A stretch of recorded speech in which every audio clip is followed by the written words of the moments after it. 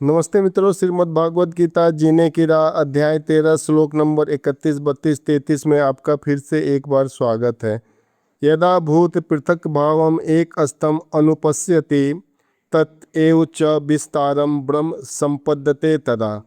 जब विवेकवान व्यक्ति विभिन्न भौतिक शरीरों के कारण विभिन्न स्वरूपों को देखना बंद कर देता है और ये देखता है कि किस प्रकार से जीव सर्वत्र फैले हुए हैं, तो वह ब्रह्म बोध को प्राप्त करता है। भौतिक शरीर के विनाश के बाद आत्मा एक रहता है।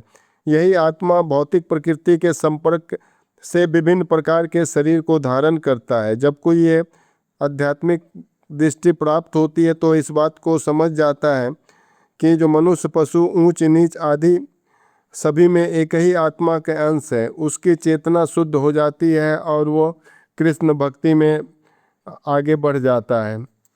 अनादित्वात् निर्गुणत्वात् परम आत्मा अयम अव्यय शरीर अस्थ अपि कौन्तेय न करोति न लिप्यते।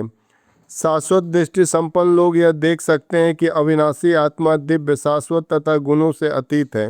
हे अर्जुन, भौतिक शरीर के साथ संपर्क होते हुए भी आत्मा न तो कुछ करता है न लिप्त होता है। वास्तव में जीव शाश्वत है और वह उत्पन्न नहीं होता है। शरीर के में स्थित रहकर भी वह दिव्य तथा शाश्वत है। इस प्रकार वह विनष्ट भी नहीं किया जा सकता है। वह स्वभाव से आनंदमय है। वह किसी भौतिक कार्य में प्रवृत्त नहीं होता है। अतएव भौतिक शरीरों के साथ उसका संपर्क होने से जो कार्य संपन्न होते हैं वो उसमें लिप्त नहीं होता है।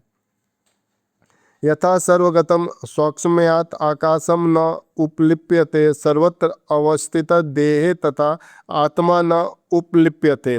यद्यपि आकाश सर्वव्यापी है किंतु अपनी सूक्ष्म प्रकृति के कारण किसी वस्तु में लिप्त नहीं होता है। इसी प्रकार ब्रह्म दृष्टि में स्थित आत्मा शरीर में स्थित रहते हुए भी शरीर से लिप्त नहीं होता है। वायु, जल, कीचड़, मल तथा अन्य वस्तुओं में प्रवेश करती है, फिर भी वह किसी वस्तु से लिप्त नहीं होती है। इसी प्रकार से जीव विभिन्न प्रकार के शरीरों में स्थित होकर भी अपनी सूक्ष्म प्रकृति के कारण उनसे पृथक बना रहता है। अतः इन भौतिक आँखों से यह देख पाना असंभव है कि जीव किस प्रकार इस शरीर के संपर्क में है और शरीर के विनष्ट हो जाने पर वह उससे कैसे विलग हो जाता है। कोई भी विज्ञानी आज तक इसको निश्चित नहीं कर पाया है। मिलते हैं मित्रों कल फिर श्लोक नंबर 34 और 35 के साथ। फिर वहाँ अध्याय 13 समाप्त होगा। उसके बाद फिर 14वां अध्याय स्टार्ट होगा। नमस्कार।